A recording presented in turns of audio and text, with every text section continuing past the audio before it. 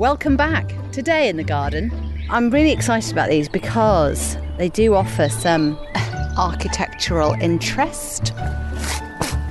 Oh, perfect. Oh, isn't it satisfying when you dig a hole exactly the right depth for what you need?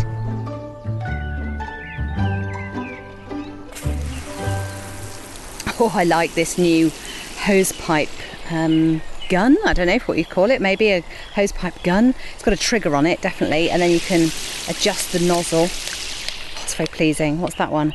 Oh yeah, squirt, full pelt. I did buy the metal one. Before we get into the plant of the moment, the plant du jour, I bought a metal one because other people in the household don't treat the plastic guns or hosepipe ends quite as nicely as I do. They tend to throw them around, cast them asunder, and they end up cracking. So I thought I'd get a metal one, more durable, a bit more expensive, but gonna last longer. Do you know what though? The design flaw is that it's blooming freezing. So when the hosepipe water's coming out, your hands are wrapped around this metal. It's very cold. Anyway, I'm here in the Corona Wildflower Meadow of Hope, planting a new plant, a new friend for the garden, and it is called a Cardoon. They're massive plants, they're brilliant, they're just these wild jumbo thistles, for want of a better description. So if you think of a big thistle when it's in full bloom, has got a kind of long stalk in the middle and then a thistle head. This, guess what, grows to 5 foot tall and 6 foot wide.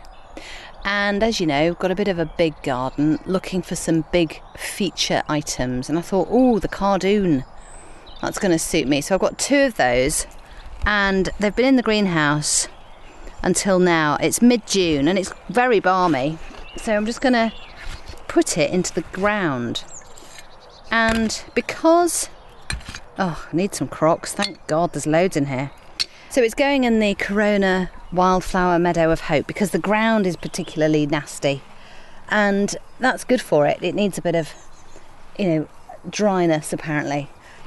I was surprised it was available on the website, the Herbs website that I got it from, and I've read about it, and it is actually a herb because although it's a thistle, it's actually classically known as an artichoke thistle, which means the fruit in the middle is edible. The leaves are edible.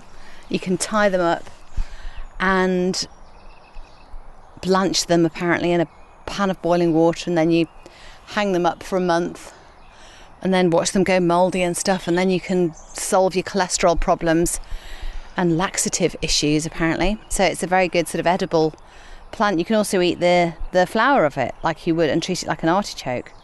I don't know if we'll get onto that. I'm wary of a nasturtium petal, to be honest, in a salad. So I don't think I'll be trying artichoke off the top of this.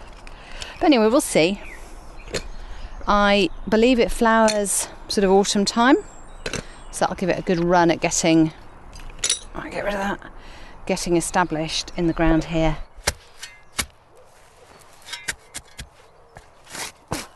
Oh, perfect. Oh, isn't it satisfying when you dig a hole exactly the right depth for what you need?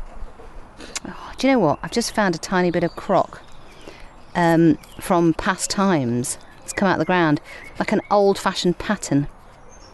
Oh, I used to love that as a kid. I used to think I was I was going to say architect, but actually archaeologist. I used to think I was an archaeologist when I found stuff in the ground, in the garden. Very exciting. I spent a lot of my time as a child digging in the garden, and I still like it now. I think it's lovely doing that.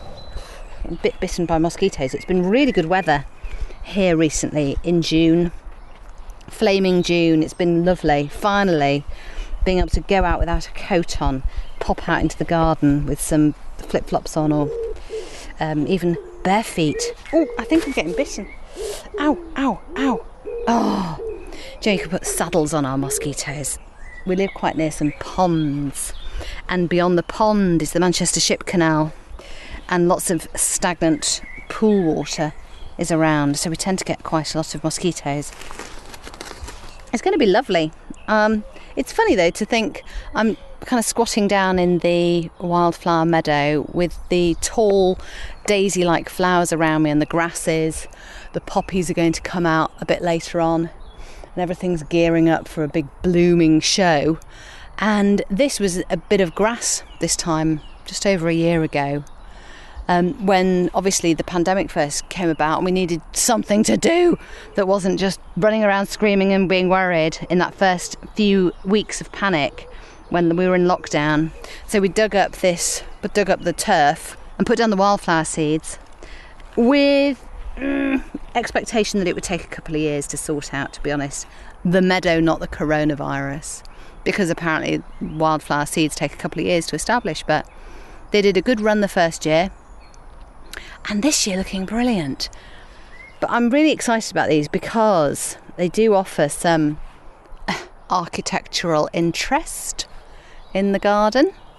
And in the wildflower meadow, that's beautiful. We've got all these lovely daisy type things coming up, whites and reds and little yellows everywhere. The bees, bumblebees and the butterflies are loving it.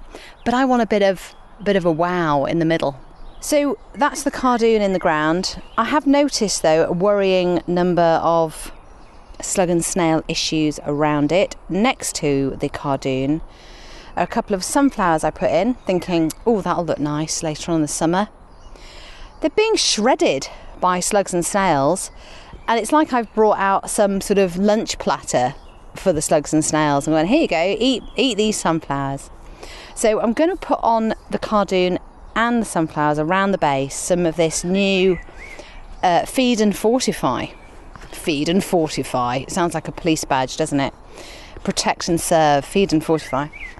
And it helps the plant grow strongly, but also it forms a barrier on the soil around the plant to stop the little pests getting on it. And it's organic, and it's sent to us by these lovely people at Envy who are sponsors of the podcast. So going to give this a whirl.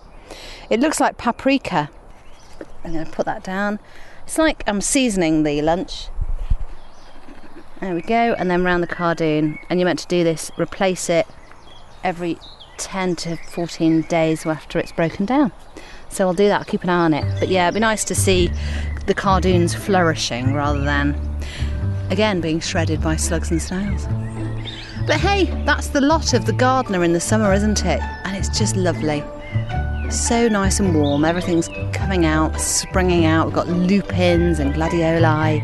We've got cosmos in the ground, nicotiana, ready to go again. And it's just lovely.